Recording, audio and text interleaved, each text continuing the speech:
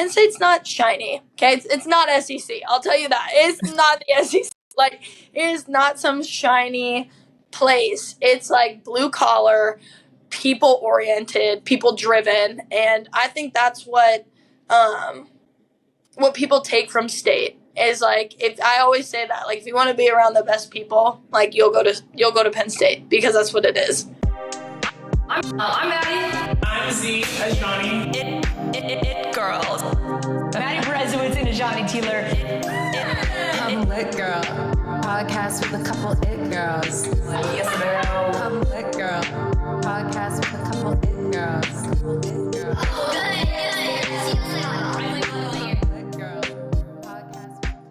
Guys, we have a big announcement. We officially have our first advertisement, which I feel like we've made it, Tealer. So we're pretty excited because this campaign is like no other. It is called Fresh Ball Fall, and so I'll give you guys kind of a little rundown. Well, hey there, all you ladies and possibly gentlemen that are listening. Fresh Ball Fall is right around the corner, and you know what that means? It means cozy sweaters, pumpkin spice, and of course, get your man's fall foliage all groomed up with Manscaped. Manscaped, while nature takes care of the leaves, we're here to make sure your man's region is leaf-free and ready for sweater weather. So, on that note, our code for Manscaped is ItGirls20 for 20% off, plus free shipping. Manscaped sent us a little package a few weeks ago, and my boyfriend was super excited to get the package. The marketing is like no other. So, along with your flannels and cozy socks, make sure that the man in your life's prepared for sweater weather. The package comes with a razor and a nose trimmer. The nose trimmer is great. I have used that. And then some other pretty cool marketing pieces. So, on that note, Tealer, anything to add on Manscaped?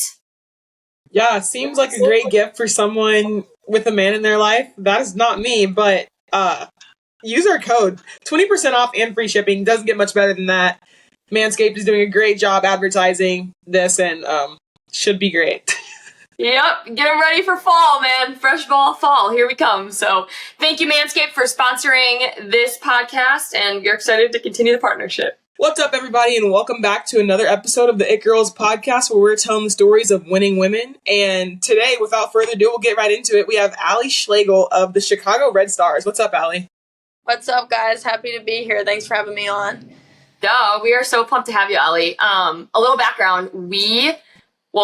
I guess I more than Z, but knew Allie's brother at Kentucky pretty well. He was really good friends with my cousins. He played football at Kentucky.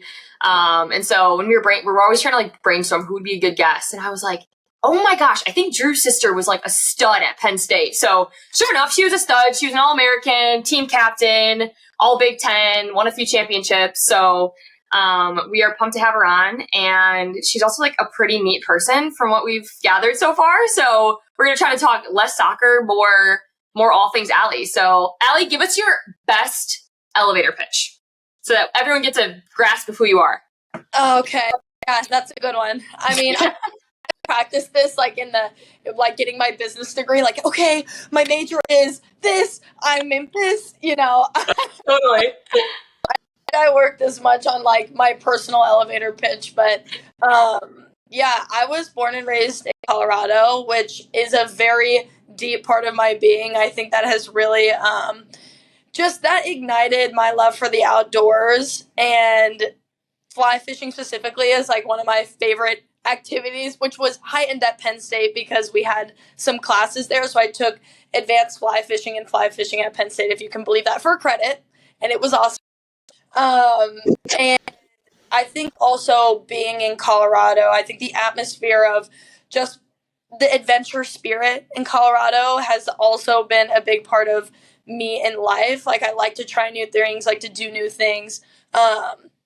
And there's really, like I said, there's nothing that I'm not interested in. And so I think Colorado is a big part of that. And then I think my family, I'm one of four with my mom, my dad, and my brother Drew. Luckily, these girls know my brother Drew, but he is quite to explain. And I mean, was my best friend growing up. He still is obviously my best friend. But I think the two of us just, I don't know, we were always just out in the neighborhood and always playing different sports. And like, although yes, I find myself to be a person outside of sports. I think sports was also a huge part of my upbringing and how that bonded us to our neighborhood friends, how that bonded that to my communities throughout all of my years of, elementary school, blah, blah, blah. Like sports has always been that core part. So that's important, I think, to bring up. But other than that, like, I think I'm confident now to tell people that I'm a big nerd, which is just a fact.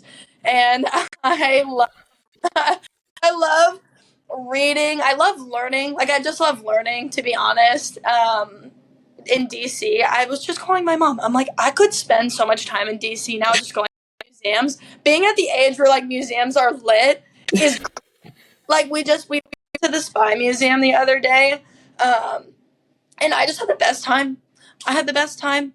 I am looking to go to the Bible Museum tomorrow, which I'm pumped about. And actually, that's a good little cameo too. I think faith is another part of like just my core being. Obviously, that drives everything for me, and that stems from both just my family and some of my best friends in college.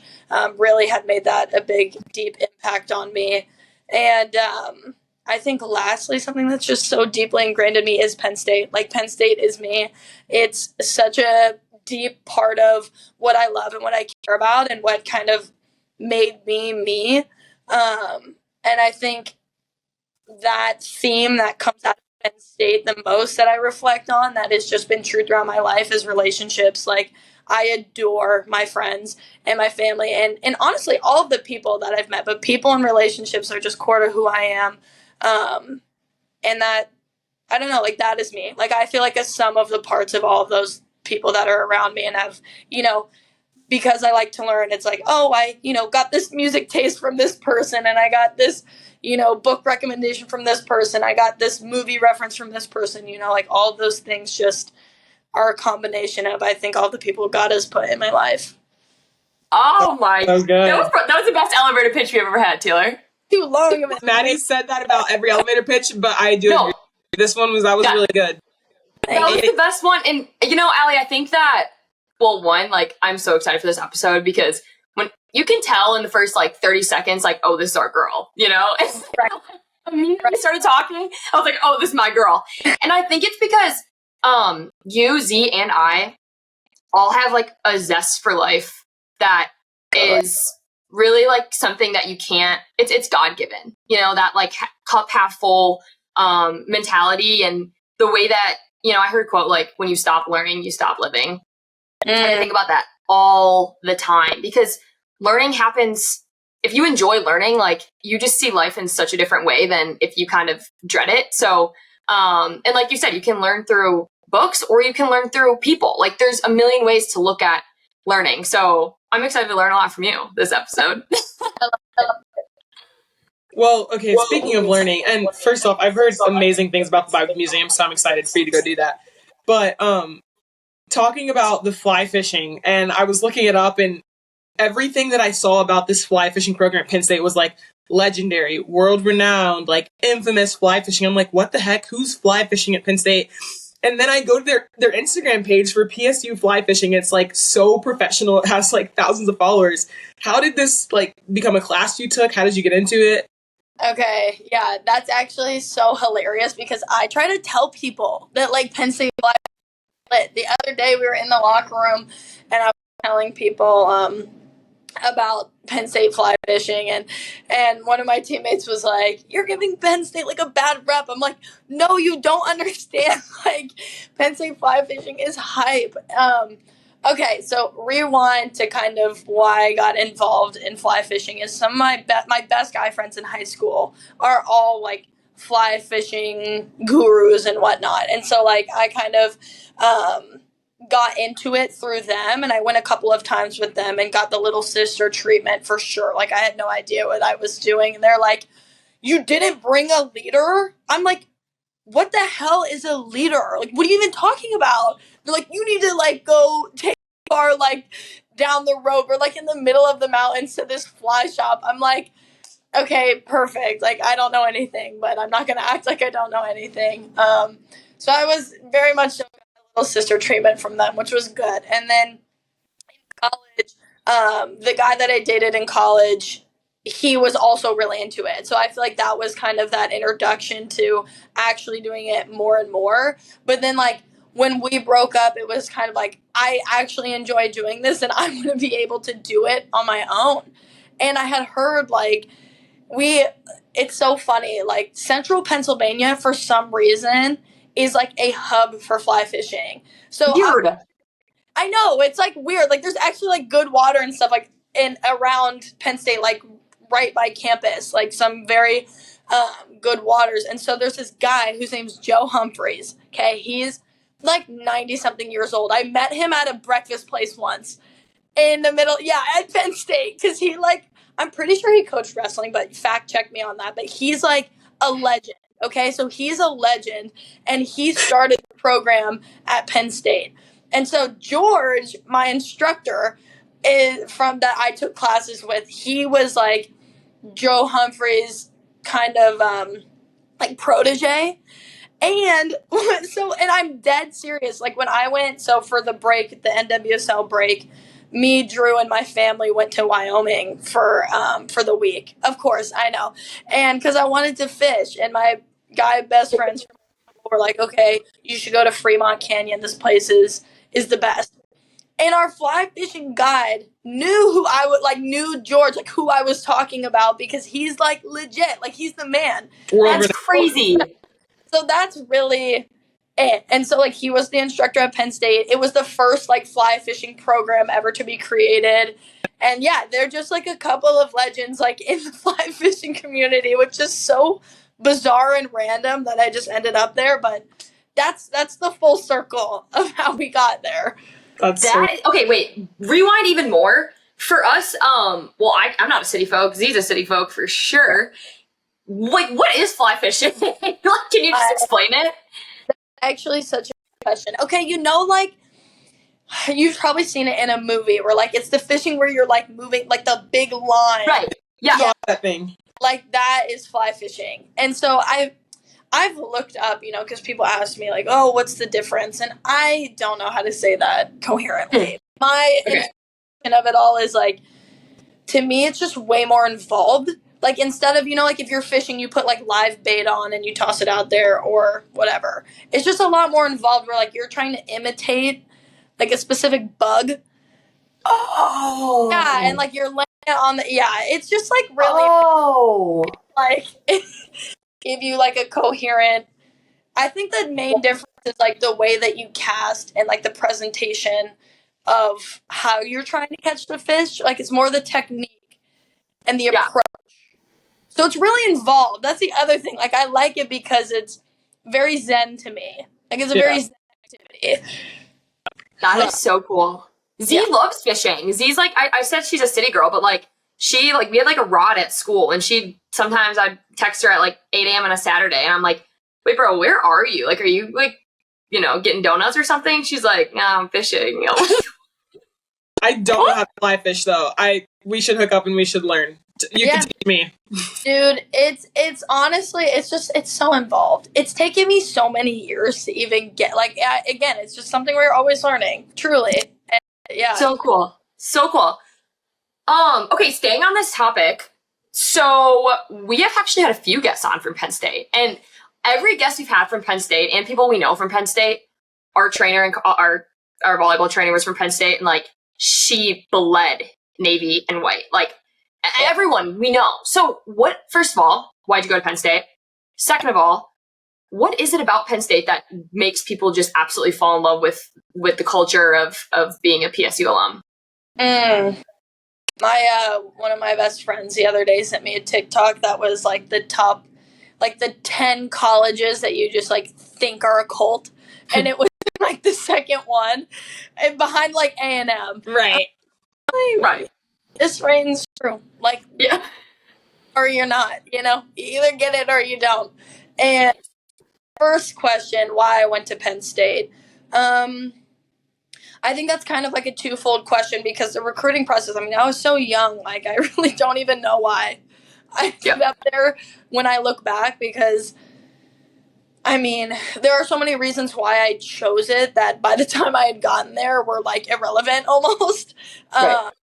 But reflecting back, I think one of the biggest impacts I had just through the process were the coaching staff. And they are some of my favorite human beings, best friends, like to this day. Like I adore the coaching staff at Penn State really more than anybody on this planet. Like I love them. And they were such a huge part of that process. But then in terms of like the decision making, I had a dream and committed the next morning at like 9 a.m. My mom was like, yeah, I know. I had a dream. Yeah, God really closed good doors to Penn State. Like, I seriously look back when people ask me this question, I'm just like, I was just meant to be there. I was. And like the stars aligned for it to happen and doors closed for it to happen. And I think just reflecting on that time period, it was because then I went there when I was 15 and didn't go back until I was 18. Like I was 15. Crazy. Like, okay, I had a sweatshirt. I didn't really think about it. I was too busy doing high school things. Like I didn't care. And then when I showed up, like I remember really my first 2 years just being like, how did I get here? And everything is such a pleasant surprise. Like, and because I knew what I was getting into, but it's also just so much bigger, so much greater than I could have imagined. And I think Penn State, people love Penn State because of, I think it is just this family atmosphere. Like it is this deeply tradition, family focused atmosphere. I remember Drew came to campus and he was just like shocked at how many people wore Penn State stuff, because he was like everybody wears it, and he's like, this is weird. Like people care about their college, but I think there's just a lot of deep family roots, because also a lot of people that go to Penn State, it's like my great grandpa, my grandpa, my mom, my dad, everybody went to Penn State. And I think that the sports culture is actually a really big part of that. I would say Penn State football, even through its, interesting past and really difficult past and a harsh past, really did ignite the sports culture of Penn State. There are so many renowned programs at Penn State. The volleyball program at Penn State is world class, like wrestling, world class. There are just a lot of programs there that, and I think like that's what excites people about a university in a lot of ways.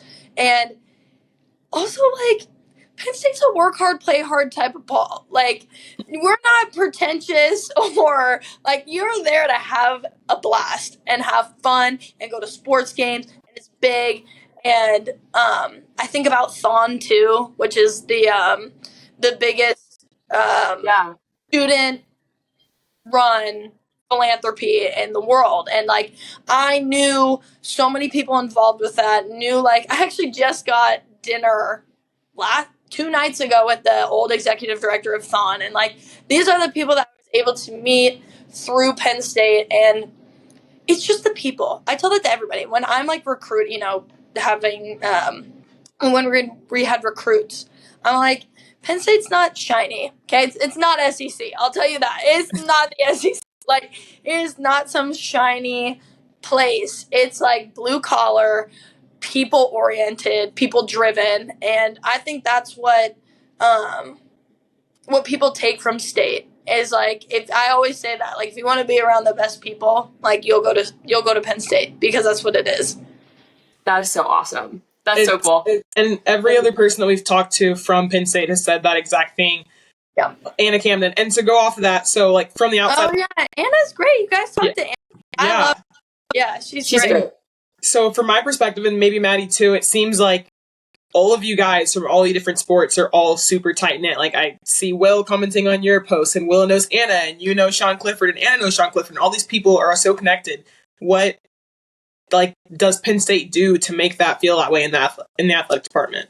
Yeah, okay. One of my biggest jokes about Penn State is, the academic center.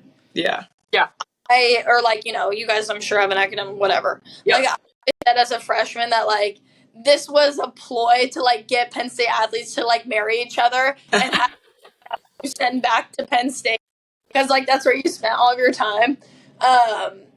But I think because Penn State is so big, you're looking for that community within a 40, 50,000 whatever person school, and because you already resonate with athletes, I think it's very normal for athletes to automatically want to be friends with each other, and I think the boring side of this answer is just kind of logistically being around each other, being on the same schedules as each other, understanding each other, right? I think it took me a couple of years to really gain friendships outside of sports because it's just hard. It's just hard. And there's a lot of disconnect there, but I think that Penn State did a good job of allowing avenues for us to get to know each other and for us to support each other. And because, again, of that, the roots of the sports culture, I wanted to go to football games. I wanted to go to wrestling matches. I wanted to go to girls lacrosse games. I wanted to go to volleyball games.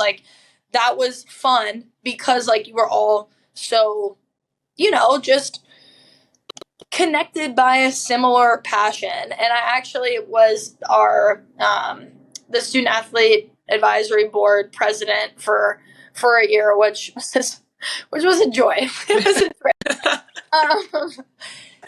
I look back on some of these things and I'm like, how did I even do that? I was so busy in college, and now all I do is read and run. That's it. And play soccer. You still do play professional soccer. Oh, but it's so college athletes, guys. There's nothing that compares to being a college athlete. Being a college athlete is truly psychotic. It really is. It is. And then when you get out, now I'm just working a corporate job, and it doesn't carry the weight that it used to either. People just don't get it. Thank you. No, I know you guys feel that where you're just what did I do? You look back, you're like, what? I talking about this now. But I think, again, there were just channels, so those things, although sometimes cringy, right? You're do I really want to go to this welcome back barbecue? Kind of lame.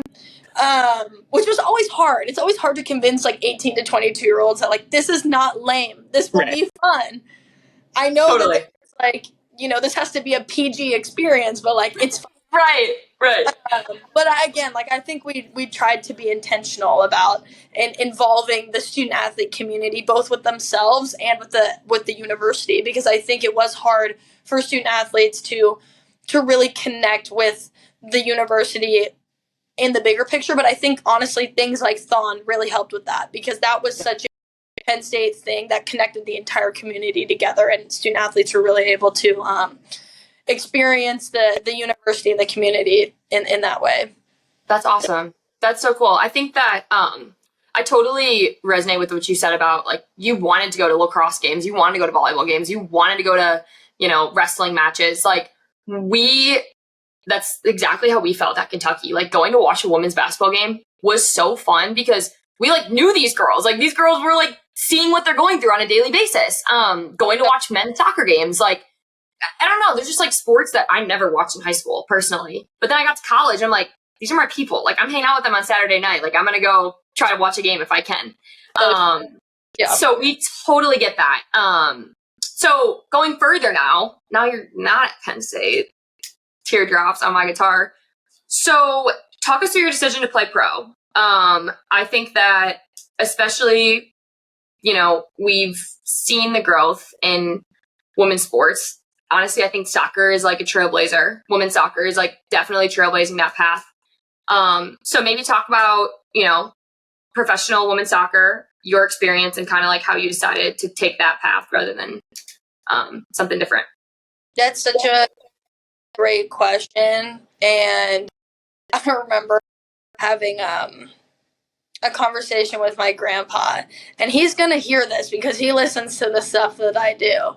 And I remember him, he's always been like, he's just a good like hole poker. Like kind of like, why do you think what you think? Why are you doing what you're doing? And I really resonate with him in that way. But I remember this car ride coming back from Baton Rouge, because they're Louisiana people, and he was like, kind of just like, why would you do this if if the money is not there? Like, you're telling me that you are gonna, go do this when potentially, like, at the time I was really big into like finance and was like, I'm going to Wall Street, which I'm absolutely not doing that. But I feel that. That's what I do. So I understand.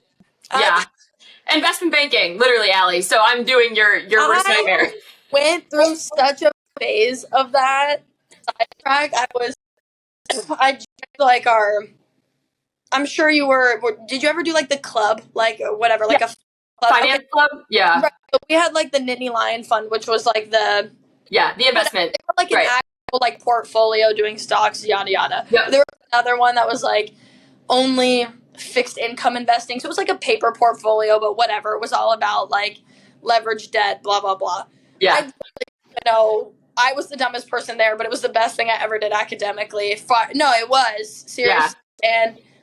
But I would never do investment banking in my life. I would have done S&T just so I could talk. But you're in S&T. So I did sales and trading, and then sales and trading, agreed. It's like, sorry, it's great for people like us that are very outgoing, but I just felt like career path-wise, like where I want to be in 20 years was I had to do investment banking. So I swallowed the bullet and just did it. So that's where I'm at. Respect the hell. I could not. But anyway, sorry.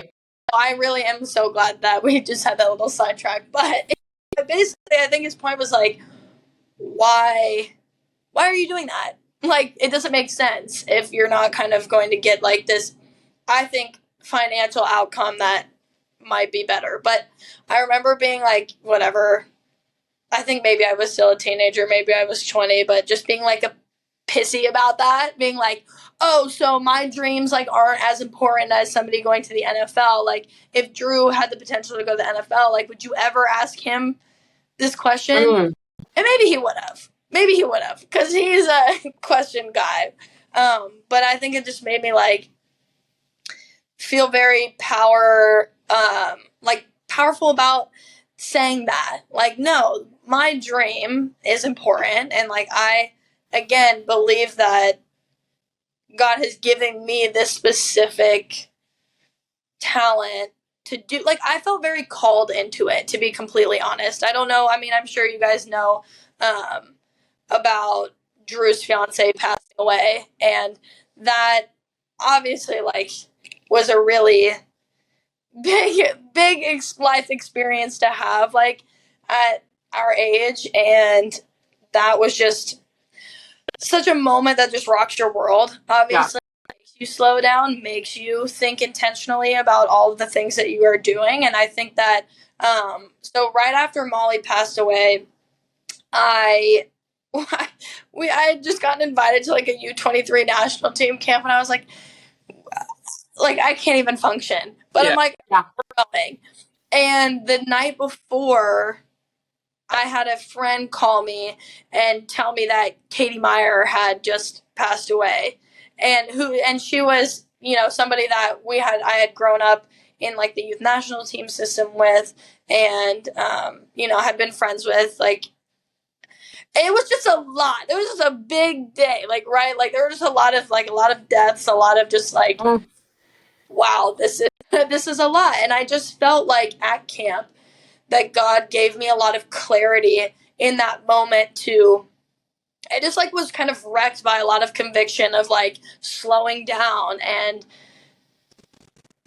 I don't know, just being able, like having the power to focus on this one thing. And I think it was interesting that camp kind of gave me a taste of what it would be like to be a professional athlete. Like, because we were in spring break, so I didn't have homework. I was really just focused on my like playing and my teammates and that cadence of life. And so that experience in its entirety, mixed along with kind of my passion to, you know, as we all are, to make female, like, that we know how sick female athletics are, right? Like, we know, and we need everybody to know.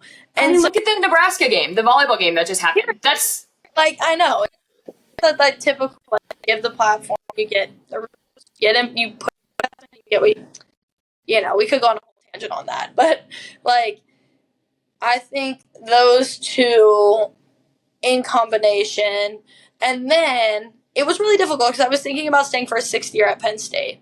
I was supposed to do a grad degree, but again, God wrecked that plan, of course. I was like, I don't want to do this at all, actually. I had to, like, get out of, oh my God. I love my Penn Staters. They helped me, you know, do, like, academically navigate, like, this deep conviction I had not to do this graduate program that, like, they so graciously already let me get into. And I was like, wait, I changed my mind.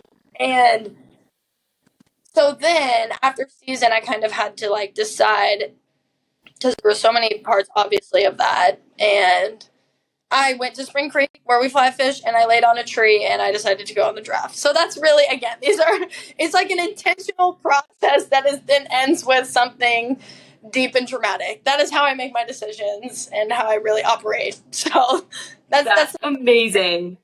That's amazing. And I know I said this maybe on one of the other episodes, but I just always feel like when we're in the midst of tough decisions, whenever you have peace around a decision, it's usually where God wants you to be. You just know. You just know. Yeah. And so now you play for the Chicago Red Stars. You were drafted 23rd overall. And I was looking at your Instagram post when you were going through that, and you're just like, this couldn't have lined up better. You're playing with your friend Penelope Hawking, and now you're playing with, like, Mallory Swanson, and you're playing against all of the best to ever play the game. What is that like? And what was your, like, welcome to the league moment where you're like, oh, I'm playing with the big girls now? That's a great question. I think I'm somebody who, growing up, I think I was just kind of having this conversation with a teammate on the plane the other day. Like, I think I'm just inherently a little bit like, I got it going on, and I'm not scared. Like, and like, you know, I'm not gonna worry about it because I can do it. And I say that too in congruence with, like, I'm shaking in my boots. Like, how do you actually approach being a professional soccer player? Like, I don't know what to do. Like, these are the best in the world. Can I really do it? Like, yeah, I mean, there's just that perfect both and of, like, you know, yes, I was confident in my abilities that I could do it. But at the same time, I was like, you got a lot to learn. And kind of how I think I wanted to approach it, because I didn't want to, you know, not believe in myself and not think that I could do it, but at the same time, like, I'm not going to be the arrogant rookie that's like, oh, like, this is a walk in the park. Right. You know, like, that, I don't think that is ever an appropriate approach. And so I think I really wanted to approach it with that sponge attitude. Like, let me just soak in, because of what you just said. Like, I'm around players that have played for 10 years, have been in the league for however many years, have played in World Cups, have played in Olympics. Like, you don't just get to be around that every day. And I think my, you know, the approach to all of it was just like, what can I learn? How can I sit and listen to these people and watch them, you know, analyze them? How do they approach the game? Because I think it's not a one size fits all in professional athletics. You really have to figure out what works for you. And I think that was kind of like how I approached it. And so then I think, like, it's been so challenging, of course. Like, it is a jump. That's the whole point. Like, it is a jump. Again, like, I remain confident that I can do it and will do it and will, you know, but there's been a million hurdles, a million hard days, a million lessons to be learned throughout the whole process. And I think, like, when was my welcome to the league moment? I like that question. I don't have like, I think the first game that I got to play in was a welcome to the league moment, because I think that it was at OL Reign and we were playing against Seattle. It was like the first time that I got to play, and I felt that balance of like, I can do this. I can do this. This is hard, but I can do this. And like I felt like I played well.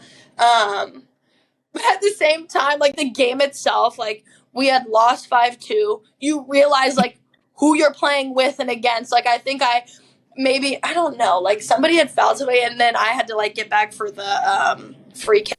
Like Megan Rapinoe like hitting this free kick, and you know, in my head I'm like, you know, I'm not gonna be a fangirl. Like I'm not gonna like, yeah. I think I was trying to be like, no, like I belong here. I'm playing against girls, like, but at the same time, that kid in me is like, this is kind of cool, Yeah. a little bit. So I think this whole time of being in the league has been this like constant dichotomy of, yes, I can do this, and I want to do this. I want to be this, and also just being so unbelievably humbled by the fact of what it is. Like, so unbelievably humbled by the level of play, by the level of the players, by the intensity, by the physicality. Like, I am not even remotely unscathed from this process because of, and I think that's been, like, the greatest lesson through it all. Like, there's just, it's been incredible because it has just, you know, as we go back to our main theme, like there's just been so much learning and so much growth, and I so deeply appreciate the league, the players, the approach to it, the intensity of it, where it's been. I so deeply appreciate where the league has been. Like I have talked to so many of my older teammates and like can't even fathom like what they have been through and like how they've progress this league in the way that they have. And so, yeah, I just feel a lot of gratitude towards the players who have been the trailblazers. And I think I want so badly to follow in their path and to continue to push it on and to carry the fire. But I think for that to be a future role or possibility of mine, like I had to experience this, like, year and continue to experience this year. You know, there's no time limit on it, but I think the humility piece of it is like number one, really. So cool. So cool. So Allie, my question for you now is, you know, I think it'd be cool for our audience to hear like what a day looks like for you. You know, like the show Quarterback right now that everyone's loving with like Patrick Mahomes, and where it like really takes us like through what his day looks like as a pro football player. So like what does a day look like for you? And I know that's like different when you're traveling or whatnot, but I think it would be cool for me to hear too. I'm actually really curious. Oh, okay. I'll give you a day in the life. It depends. I feel like I'll give you a day in the life when I'm being social and the day in the life when I am not social. Again, like Chicago being such a great city, I've really been blessed with having so many visitors. I love all my friends when they come through. It's so easy to get to Chicago too. That's the thing. Like, oh, it's so great. I just love it. But I would say that I wake up usually around like 7:30 to 8:30 is like my wake up rate, because we don't train until 1, which I think is pretty inconsistent like over the league. But that's just our training time with our stadium availability, and the Chicago Fire also train. So I've gotten adjusted to it. I kind of like it because I like a slow morning. So wake up, and I don't like to look at my phone. I really don't. I don't like to look at my phone for like as long as I possibly can, which is usually around like 30 minutes to an hour, because I will read. That's usually the first thing I do is read. We have a Bible study on the team, so I like have been doing that honestly pretty consistently, but I'm usually doing something faith-based. I am finding my center of gravity right when I wake up. And then after that, is like my phone things time, because then I'm like, all right, I gotta like fill out my wellness, like respond, do all of the things that we have to do on a daily basis of, texting friends and catching up, blah, blah, blah. And then, like I said, I just love the slow morning, just make breakfast. I just like meander. It's just slow. I love it. Brush my teeth, do all the things. And then usually I'm out the door around 10 or 10:30, because I like to go to the stadium to do like treatment, rehab, like all of those things. So I usually like to go at like 10 or 10:30 and do any exercises, like just kind of like activate my body, get treatment, all that good stuff. And then we have a meeting. And then after the meeting, we train. And then usually I like to lift after practice. So if we have a lift, I'm lifting after practice. And then, my job is to take care of my body. So then it's like recovery time, right? Ice bath. I'm a big ice bather. Wouldn't say that I do it every day. It kind of depends. But any sort of recovery, I eat at the stadium. And then we'll drive home. And that's like the best time. It's such a weird time. Like 4 to 6 p.m. in a day is such a weird experience. But honestly, people will ask me, because I think you kind of do have a little bit of free time, like as a professional athlete. And people are like, what do you do? I call my friends. That's what I do. I call my friends. That's all I want to do. I spend a lot of time like my best friends. I'm always calling one of them. Like Sam Coffey's one of my best friends. Caitlin, I'm always calling them, talking about our days. Because, like, I want to still be involved in that. Calling my mom. Whoever it is on a given day, I am calling somebody. That is what I do. But at the same time, and then dinner, whatever that is, I hate cooking. I am on the search for a chef husband. Let it be known. If you want to cook for me, we can be married. Literally same. Let me know. I don't like cooking, but I do it because I know I have to. And sometimes my roommate, Penelope, my dearest roommate, she will cook for me at times, which I'm very grateful for. And then usually that's when, but I also, because Chicago is such a great city, I love going out to eat with a slow meal with a friend. That is a dream. I love doing that. I think like I said, there's a billion different things to do in Chicago. So, like, if it's a social week, I will do one of those bajillion things that you could ever do.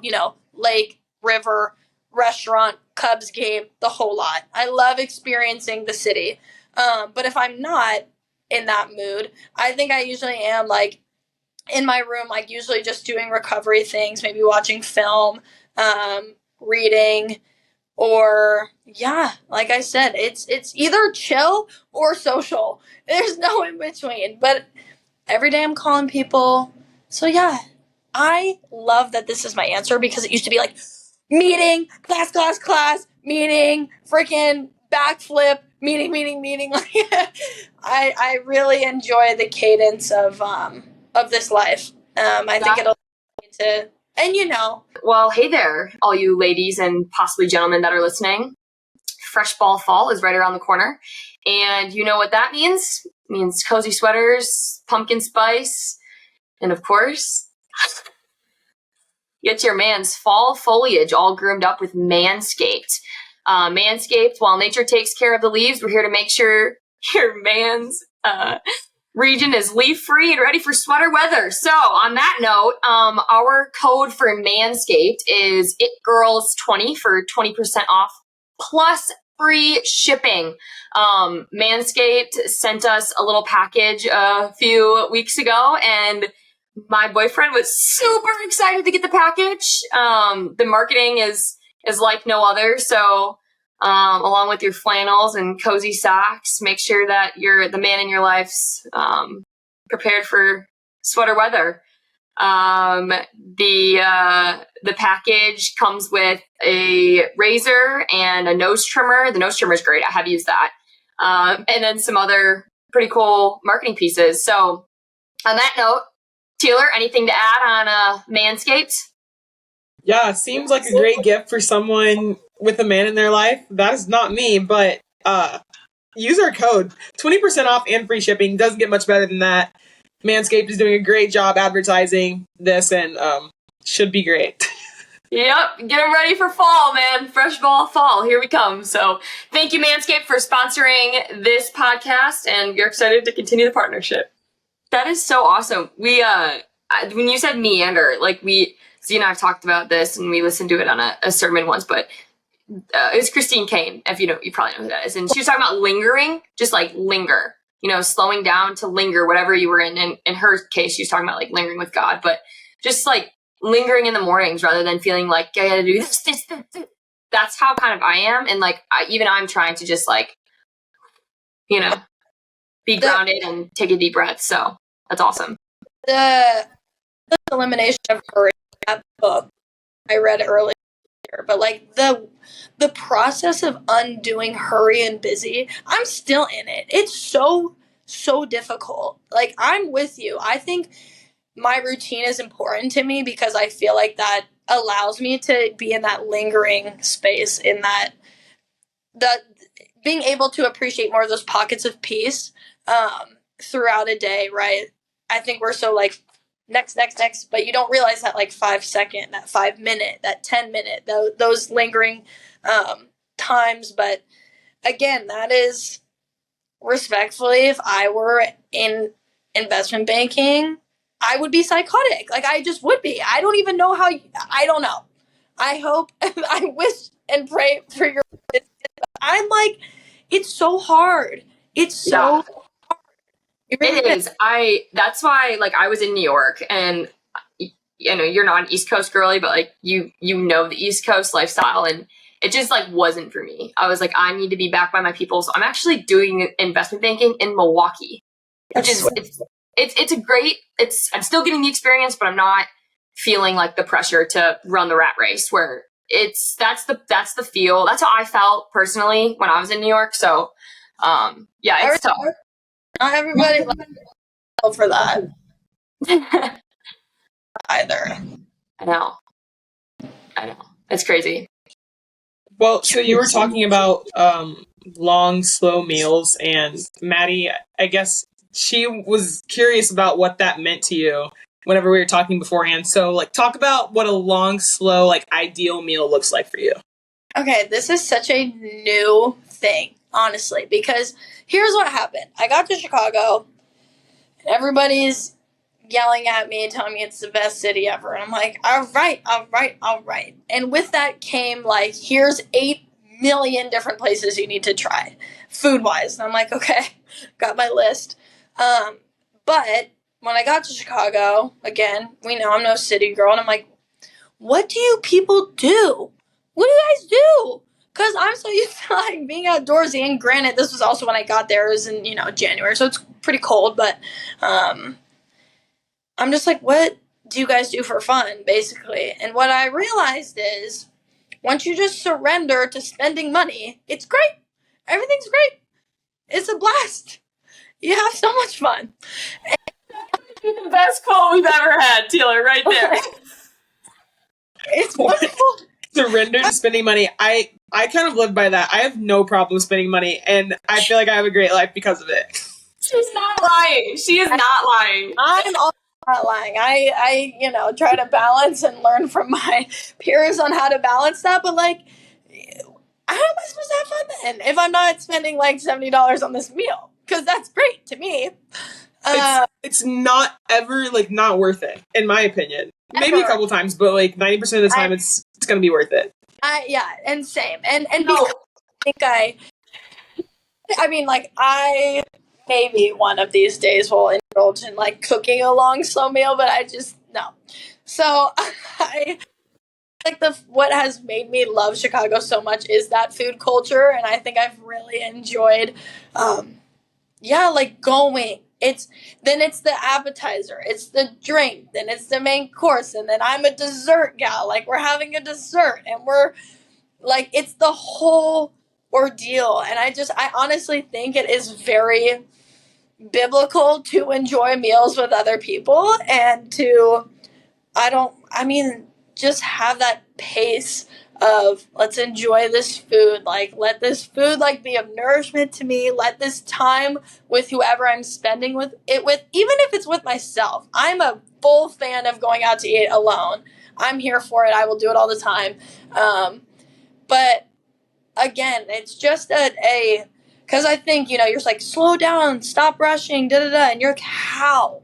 It feels like a very tangible way to be present, to enjoy, to slow down, to, you're not going to like text while you're at a meal with your friend the whole time. You might have to, do some things, but like, it's just a very intentional and practical way, I think, to bring faith to the table, to bring relationship to the table. You learn so much through people. I think all of life, we do the same things every single day, but when you approach them like with a sense of intentionality, like they become so much more, there's just so much more depth to them, And right there, I'm also very, I don't know the word, but like I also eat fast and go and sit in my room also. Like, it's not without, like, I don't want to be around people. I'm eating this quickly. I'm bored, whatever. But I do, when I choose to like have that long, slow meal, I just like love it now. It's so fun. It's like great to catch up. I feel very adult when I'm doing it. Yeah. Totally. Allie, Z was visiting me in Milwaukee like in July, and I always tell Z, like, I miss her pocketbook because she and I, like, we became foodies in college. Like, we tried every restaurant in Lexington, I feel like. Like, we just would go on dates all the time. And now we're at the point where, like, we are adults. And so she came to Wisconsin, and I'm, like, texting everybody, to my bestie. She's in town. Like, where should I take her? And a couple people recommended this Indian place. And I, like, don't know Indian food. Z loves Indian food, and she, like, knows the menu well. So I was like, okay, I texted her. I was like, do you want to go to, like, what I've heard is a really good place, but it's probably pretty pricey? Or do you want to go to, like, a good place, but, like, a little cheaper? She's like, what do you think? And I was like, all right, yeah. So what do you think? Spend money. So we go, and we're, like, looking at the menu, and I'm looking at her. I'm like, I don't know what any of this means. And she's like, Brez, it all kind of sounds good. We get to the last page, and it's a chef's tasting. Yeah. So it was $75. We had like 6-course meal. It was like a 2.5-hour dinner. It was just like it was like a core memory from the summer. It was awesome. Core memory. I'm glad you enjoyed that time like that. It was great, Z. I loved it. That's so awesome. See, the other part of this, like a new thing, like, I'm a baby when it comes to food. And it's very off-brand. I don't want to say that. I don't want to tell you that I want to eat chicken fingers or whatever. So I'm trying to broaden my horizons through this. Wow, that just changed my views about you a little bit. It should. And I want to be authentic in that because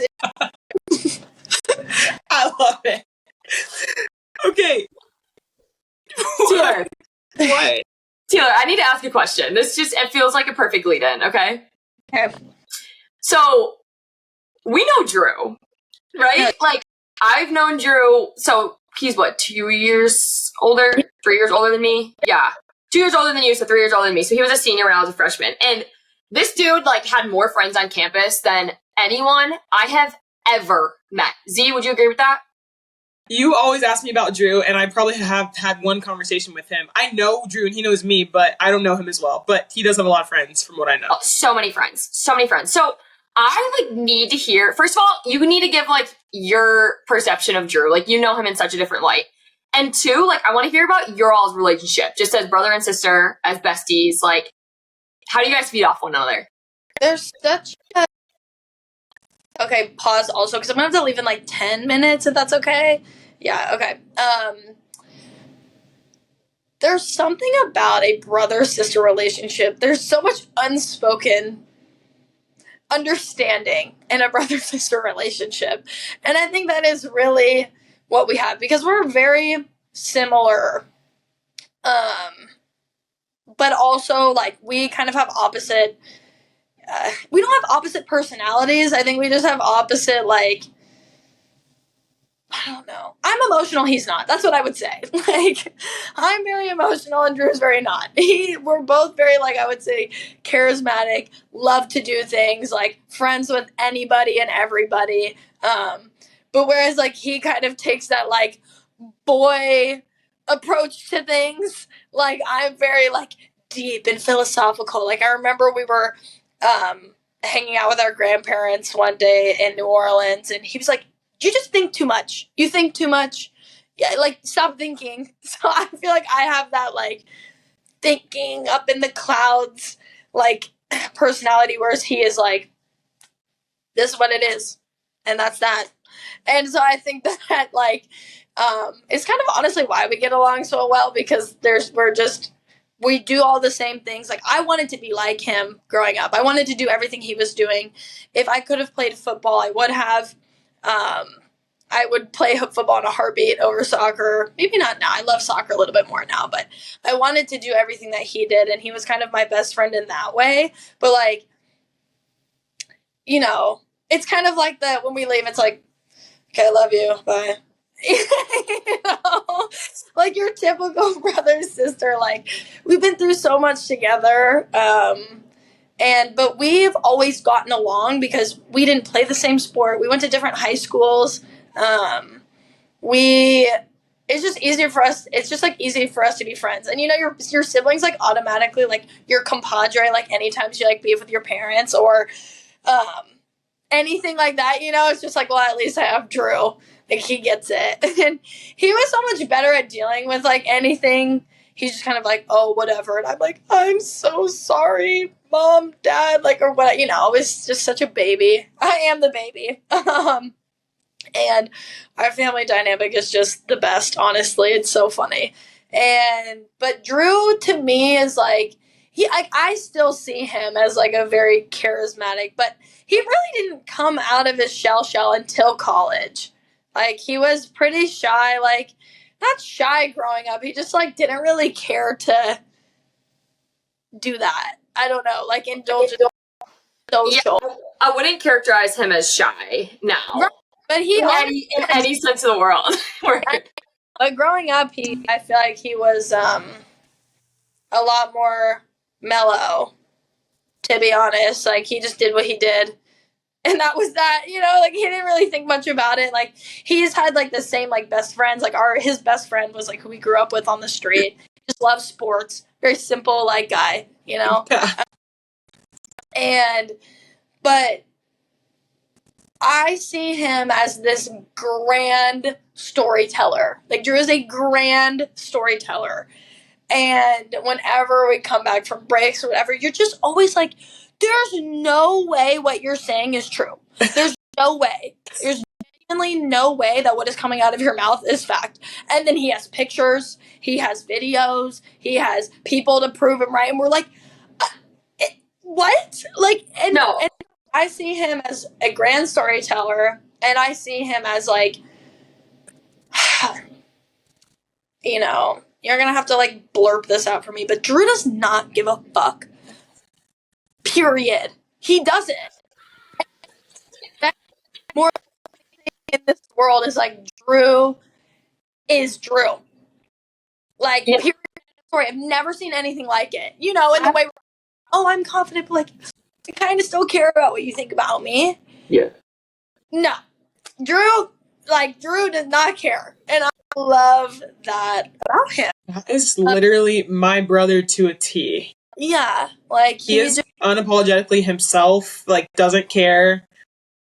Yeah. It's so just inspiring, honestly. Like, it's so inspiring. And then I also see him as, like, just a true, like, man of his word. Like, he says he's going to ride bulls, and he's going to go do it. And he does it. Like, he is going to do what he says he's going to do. And I think, honestly, like, I think he gets that. I see that a lot from, like, my mom. My mom is very much so the same way. Like, she's going to do something and tell you she's going to do, like, it's getting done. There's, like, no way. Whereas, like, me and my dad, I think, are a little bit more, like, we're always thinking, like, what's the thought process? Like, we're kind of thinkers and dreamers, whereas, like, my brother and my mom are, like, they're going to do, like, they're doers. It's done. You can trust them. It's going to get done. hardworking. Like, Drew's the hardest worker I've ever known. Like, he's naturally, I think I was like I'm going to skip by on talent because I can. And Drew naturally always was just like a hard worker. Like, he's just a hard worker. You don't have to tell him to be. You don't have to inspire him to be. Like, he's just a hard worker. So, as much as he's, like, kind of that chippy attitude, he's a beast. He really is. He really is. I think, like, when I was younger and knew him, he, like, to give you, like, the audience some stories, like, he would visit, like, small colleges, right? Mm-hmm. Like, am I making this up? Okay, so he'd, like, visit, like, small colleges. He was trying to see, like, as many arenas as he could see. And I remember him telling stories of him, like, kid you not, sneaking into facilities. And, like, he'd be, like, standing on the field. And we're like, bro, how did you do that? And he'd be like, I just kind of figured it out. And it's like... Oh, exactly. Yeah. He's like, I just talked to this person or that person, and, like, they just let me in. Like, that doesn't, like, happen. But, yeah, now he's riding bulls. Where is he now? He's current because his football team, the company allowed for him to take 3 months of remote work so that he could do it. So he's living in Denver, which is just incredible. I was just texting him about it. Yeah. That's awesome. Okay. 2 more questions for you. This next one's kind of like rapid fire, but you are really into music. You're a professional athlete. Naturally, everyone wants to know what 3 artists, if you can only listen to 3 artists for pregame hype up, who are you choosing as your 3? Okay, sorry, Penelope just walked in. My 3 hype artists? Pregame, okay. whatever you listen to pregame. Okay. Because I think maturity is listening to slow music before games. On my mood. It depends on my mood.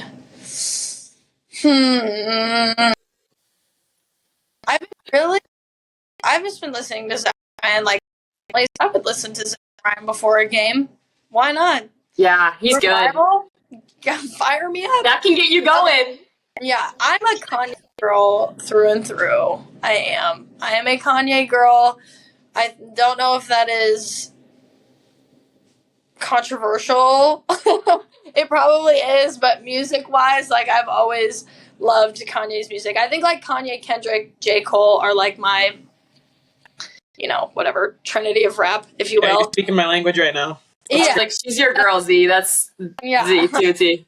Yeah, I not so much Zach Bryan. Like, I hear he's really good. I can't sing a song, but I can definitely jive with the slow music for free. Yeah. Listen to everything. Like, I will listen to classical music if I need to, or I'll listen to gospel music because games.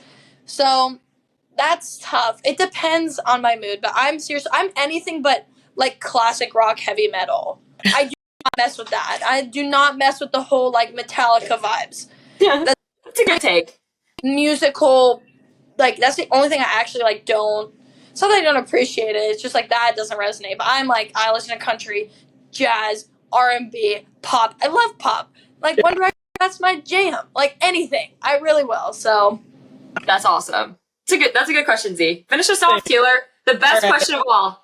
Ali, one question we ask every single one of our guests. What is your best piece of advice you have for all of the winning women listening right now?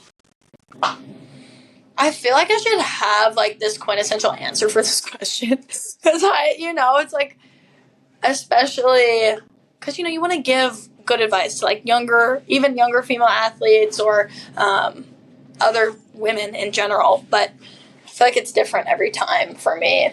I would say, I don't know, I'm trying to think of, like, what's on my heart. What's on my heart as of right now has been this idea of process and outcome orientation. I think it is so easy for athletes and just women who are just like powerful women to be so outcome oriented. It's honestly a very human thing. And I would say that to me has been like the most what makes me the most discontent. But at the same time, like, I'm a competitor, and being results-oriented is important. But I think the difference between results oriented and results driven is very different. So I would tell anybody to be results oriented but process driven. I think being driven by the process, by being present, it kind of reminds me of the verse that, like, seek first the kingdom of God and, like, all the rest will come abundantly. There's actually a translation that says, like, and all these less important things will come abundantly. I think that is so true. Like, throughout this year, I think it's been very easy for me to, like, focus on these outcomes, all these outcomes, but miss so much along the way. And I think this is a very common thing that we hear. Oh, enjoy the journey, love the journey. And I don't know if we always conceptualize that in reality, because of how much society and the world and ourselves place importance on these outcomes. But I think when at the end of the day, although, like, we're driven by success, we're mostly driven by contentment. And I think to be content and to be at peace and to be, like, in that fulfillment, state is being driven by the process. So Wait, say it one more time. It was results oriented, okay. Process driven. I love it. I'm writing it down. Love it. Oh, Allie, thank you so much. That was awesome. This is amazing. Allie, literally anytime we're in the same city, any of us, you, me, you, Z, like, we're grabbing dinner. We have to. A long, slow meal. A long, slow meal is on the for us. And you're not allowed to order chicken fingers. I actually refuse. So I wouldn't. I'm trying to uphold. I'm upholding this new persona that I'm creating. So I love it. Allie, thank you so much. Have a great rest of your week and enjoy DC and enjoy the Bible Museum. That'll be dope. Yes, of course. Thank you guys. bye, See you later. Thank you. Yep. Bye.